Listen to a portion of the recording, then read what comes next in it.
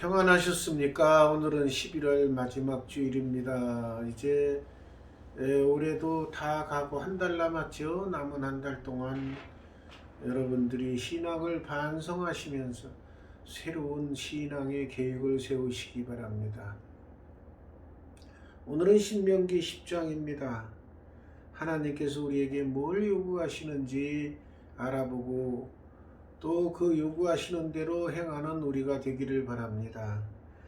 그때 여호와께서 내게 이르시기를 너는 처음과 같은 두 돌판을 다듬어 가지고 산에 올라 내게로 나오고 또 나무개 하나를 만들라.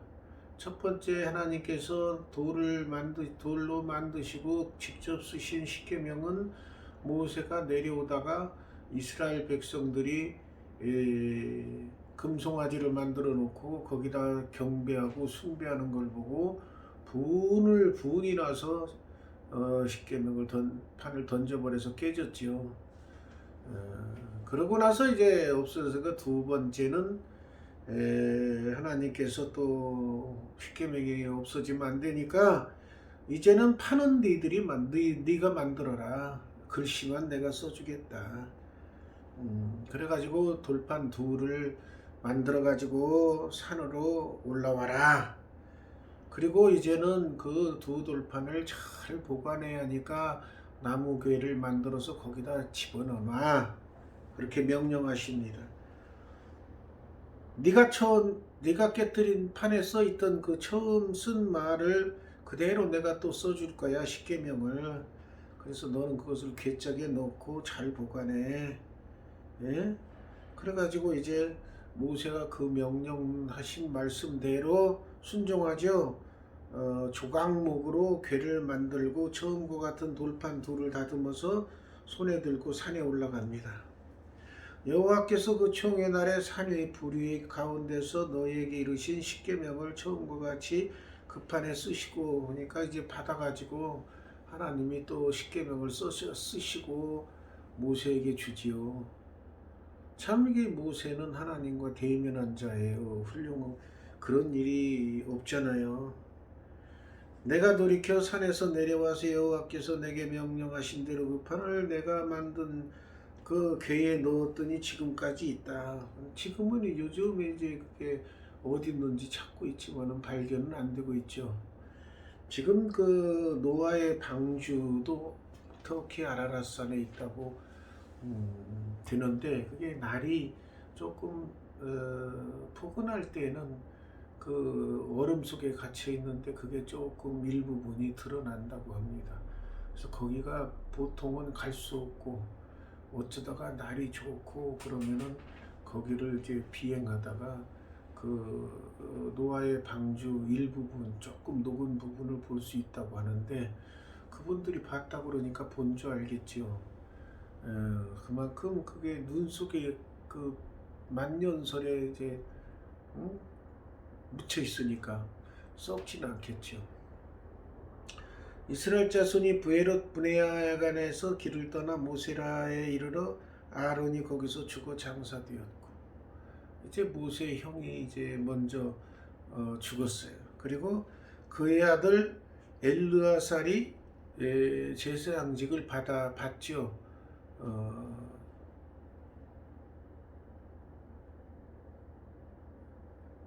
그래가지고 엘르아살이 받아가지고 직분을 행합니다. 또 거기를 이제 또 떠나서 곧고다에 이르고 곧고다를 떠나 옆바다에 이른즉 그 땅에는 시내가 많았다. 물이 많다는 얘기죠. 그때 여호와께서 레위 지파를 구별해서 여호와의 언약궤 그 십계명 주신 걸 이제 보물처럼 보물이죠. 하나님이 써주신 거니까. 어디 이 세상 우리가 살면서 하나님이 써주신 거 받아서 구경한 적이나 있어요? 모세가 직접 받고 그 시대의 레위 사람들이나 구경하지. 그러니까 하나님께서 신께서 주신 거니까 엄청 귀한 거고 보물이죠.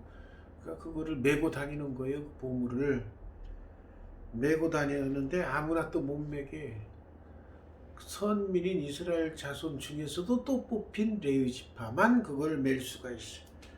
여호와 앞에 서서 그를 섬기며 또 여호와의 이름으로 축복하게 하셨으니 그 일은 오늘까지 이르느니라. 그러므로 이제 레위는 그 형제 중에 분깃이 없고, 그러니까 다 땅을 나눠주고 그랬어도 레위 지파만은 없어요. 왜요? 레위 지파는 하나님만 섬겨야 되니까 성전에 관하게 되는 일만 해요. 그러니까 그들이 이제 11조를 하고 헌금을 하면은 그걸로 인해 먹고 사는 거죠. 그러니까 분깃이 없고 기업이 없고 네 하나님 여호와께서 그에게 말씀하신 같이 여호와가 그의 기업이라. 하나님 자체가 그들의 기업이에요. 그러니까 성전에 바치는 예물과 그 성전에 속한 모든 것들을 레위 지파가 누리게 되는 거죠. 내가 처음과 같이 40주 40야를 산에 머물렀고 그때에도 여호와께서 내 말을 들으사 너를 차마 멸하지 아니하시고. 그러니까 40일 동안 주야 거기서 이제 모세가 이제 기도하고, 그러니까 하나님께서 들어주셔서 이스라엘 백성이 죄를 지어도 모세의 기도를 듣고 용서해 주시는 거죠. 여호와께서 내게 이르시되 일어나서 백성보다 먼저 길을 떠나라. 내가 그들에게 주리라고 그들의 조상들에게 맹세한 땅에 그들이 들어가서 그것을 차지하리라 하셨느니라. 그러니까 하나님께서는 미리 계획을 다 세워놓으시죠. 언제 어느 때 벌써 모세 이전에 아브라함을 이제 갈대아 우르 땅에서 이제 나오게 하시고, 또 아브라함과 이삭과 야곱에게 하나님께서 약속을 해주시고, 또 야곱을 애굽으로 옮겨주시고 요셉이 총리가 되고, 또 거기에서 430년 만에 모세와 아론이 이스라엘 백성, 노예 생활하던 이스라엘 백성을 이끌고 나오지요. 광야에서 또 40년을 지내다가 이제 가나안 땅에 들어가면은 가나안 땅에서 이제 지파들에게 땅을 나눠주죠. 분깃을. 그런데 그런 것들이 다 하나님께서 미리 다 예정해 놓으시는 거라는 거예요. 그러니까 우리 인간들에는 한계가 있어요. 한계. 앞을 내다보는 것이 한계가 있어. 사람마다 조금은 달라요. 그래서 옛날에도 이 세상 돌아가는 이치를 조금 보통 사람보다 조금 더 깨달은 사람을 도사라 그러죠. 도사. 길을 도자의 도사입니다. 그래서 살아가는 길, 세상이 흘러가는 길을 다른 사람보다 조금 더 알아. 그거는 뭐 타고나는 거니까 어쩔 수 없어. 타고나기도 하고, 또 옛날 역사서를 많이 탐독해 보면 이런 그 인간의 삶은 이렇게 흘러가는 거구나라고 깨달아서 다른 사람보다 그 나라에 흘러가는 거를 예측을 조금 더 해. 그렇지만 하나님이 예측한 거에는 그거는 뭐 비교도 안 되죠. 발뒤꿈치 때만 더 못하고 그렇죠. 또 그런 그 앞길을 내다본다는 것이 바둑에서도 많이 나오죠.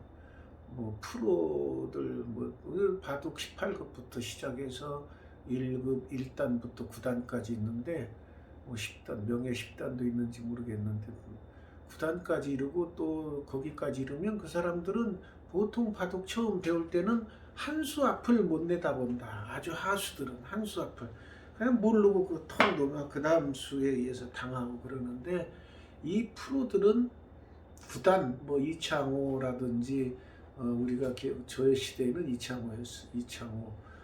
요즘에는 또 무슨 뭐 그 알파고에서 이긴 이세돌 뭐 이런 그 프로들은 몇십 수 앞을 내다본다는 거죠. 몇십 수 앞. 그러니까 그 프로예요. 저도 바둑을 조금은 해봤습니다만은 많이 내다봐야 대여섯 수. 한참 연구하면은 한 7, 8, 9수까지도 뭐 내다볼 때도 있지만은 그 프로들은 몇십 수, 심지어는 뭐 100수 가까이 뭐 이렇게 연구하는 내다보는 그런 그 프로들도 있을 거예요. 그러니까 내다보는 거야. 그만큼 뛰어난 거예요. 그러니까 인간이 최대로 노력해도 그 정도지만 그 컴퓨터에 번번이 지는 이유는 컴퓨터가 그보다 더 수를 더 내다본다는 거예요. 요즘에는 발달돼 가지고. 그런데 그거에 비해서 하나님께서 내다보는 거는 비교도 안 되죠. 인간들이 예측하는 거하고는. 하나님은 다 예정된 거예요. 그러니까 여기서 보면은 뭐예요? 여호와께서 내게 이르시되 일어나서 백성보다 먼저 길을 떠나라. 내가 그들에게 주리라고 그들의 조상들에게 맹세한 땅에 그들이 들어가서 그것을 차지한다. 그러니까 야곱과 이삭과 아브라함과 이삭과 야곱의 하나님께서 이미 약속을 해 놓으셨어. 니들이 이제 애굽 땅에서 해방돼서 나오면 가나안 땅에 와서 그것을 이제 지파대로 차지할 거다. 이거 다 예정돼 있다는 거예요. 예정돼 있다는 거예요. 그러니까 이 예정론을 크게 확대해서 요즘에가 아니라 이제 교단마다 예정론을 설파해 가지고 하나님께 구원받는 인간들은 다 예정되어 있다. 또 무시하지도 못해요. 그런 면이 나와 있는가, 그런 부분이 성경에 나와 있는가 하면 또 누구든지 예수를 믿으면 또 구원받는다라는 그런 부분도 나와 있어요. 그렇기 때문에 성경이 한 가지로만 써놓은 건 아니에요. 여러 가지로 써놓았어요. 그러니까 그러려니 하고 하나님께서 지침을 내려주셨으니까 그러려니 하고 받아들여야지. 어떤 인간들은 그게 옳으니 저게 옳으니 하고 연구하고 자기 입맛에 맞춰서 학설을 만들어내고 그런 사람이 있어요. 그러나 하나님께서 성경에 써놓으시면 그냥 아멘하고 그대로 받아. 그래야 되는 거예요. 이스라엘아, 내 하나님 여호와께서 내게 요구하시는 것이 무엇이냐? 하나님께서 뭘 요구해? 이스라엘 선민이기 때문에 요구해. 그럼 우리는 오늘날 영적인 선민이니까 하나님께서 우리에게 뭘 요구하실 거예요. 그 옛날 이스라엘 백성에게 뭘 요구했는지 한번 알아봅시다. 곧 내 하나님 여호와를 경외하여 그의 모든 도를 행하고 그를 사랑하며 마음을 다하고 뜻을 다하여 내 하나님 여호와를 섬기고. 그러니까 한마디로 얘기하면은 하나님께 온전히 복종하고 살아라. 그런 뜻이에요. 딴 생각하지 말고. 옛날이나 지금이나 똑같아요. 오늘날 우리 영적인 선민도 당연히 하나님께서 명령하시는 대로 행하고 그 행하는데 전심을 다해서 하나님을 사랑하고 마음을 다하고 뜻을 다해서, 그러니까 온 성심을 다해서 하나님 여호와를 섬겨라. 옛날이나 지금이나 하나님 여호와를 섬기는 건 똑같아.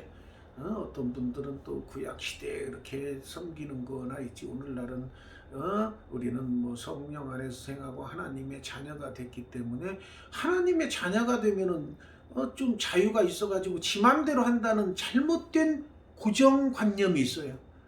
그거는 인간들의 삶에 있어서 그러기 때문에 그래.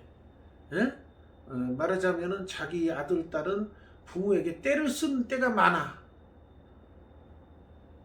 그러면 막 떼쓰니까 뭐 들어주고 그러는데 그것을 자녀의 특권이고 전부인 것처럼 생각하는데 그게 잘못된 거죠. 자녀로서 부모에게 순종하는 삶이 이게 제대로 된 거죠.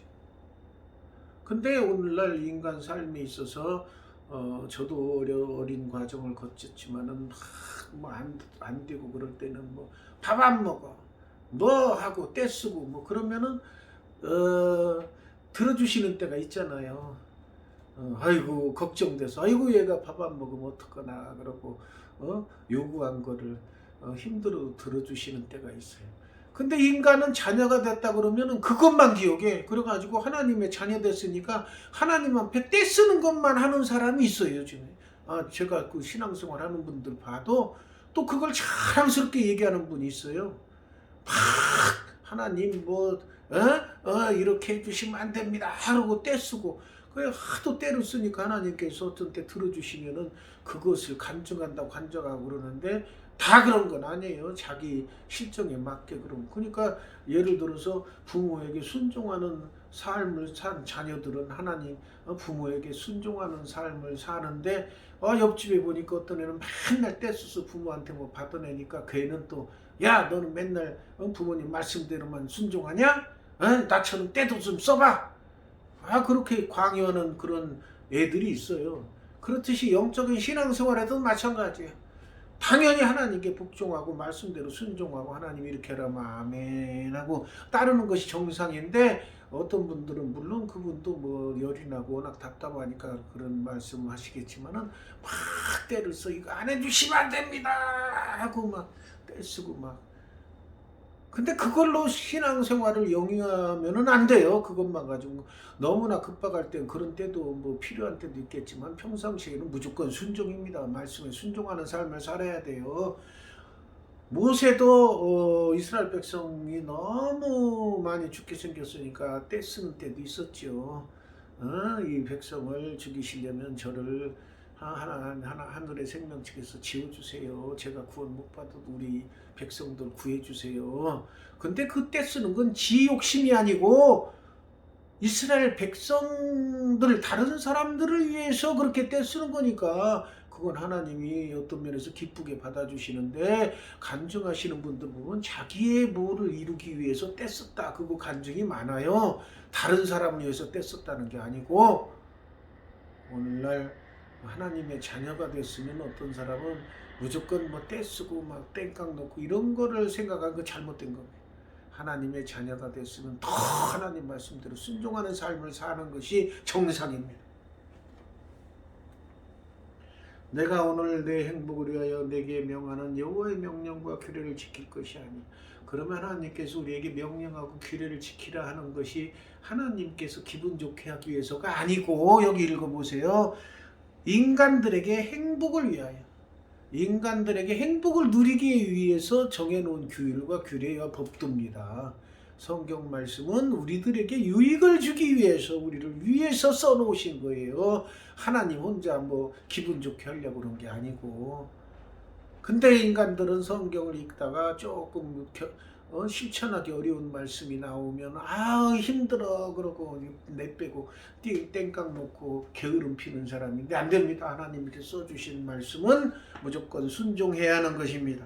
하늘과 모든 하늘과 땅과 그 위에 만물은 본래 내 하나님 여호와께 속한 것. 당연하죠. 하나님께서 만드신 것이니까 하나님 거지요. 누구 거야. 여호와께서 오직 내 조상들을 기뻐하시고 그들을 사랑하사. 내 조상들을 보면 얼마나 죽기까지 순종하는 아브라함, 예? 자기 100살 때 얻은 아들 잡아서 제물로 바치라 그러니까 묶어놓고 치려고, 제물로 바치려고 그럴 때 하나님께서 여호와의 사자를 보내서 멈추게 하시고, 그만큼 하나님 마음에 들게 했으니까 얼마나 기쁘시겠어요.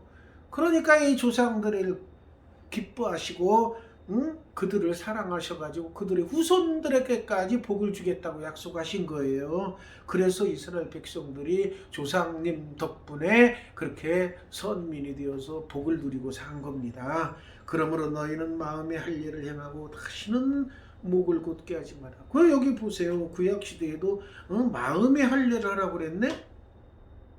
구약시대는 주로 육적인 것을 강조하신 하나님이신데, 여기 보면은 구약시대에도 마음이 할 일을 하라고 그랬구나. 껍데기를 중시하시는 하나님이셨지만은 한참 지난 후에는 점점 이제 중심을 보시기 시작하는 하나님이시. 그래서 오늘날에는 껍데기도 물론 필요합니다. 그러나 중심이 더 중요해요. 예? 그래서 목을 곧게 한다는 건 뭐예요? 자기 고집대로 한다. 고집표. 너희 하나님 여호와는 신 가운데 신이시며 주 가운데 주시오. 예? 이거는 이제 또 이거 인용을 해서 뭐 신약 시대도 인용하고 시편에서도 인용하고 해서 비슷한 말씀들이 여러 번 나오지요. 그렇죠? 예.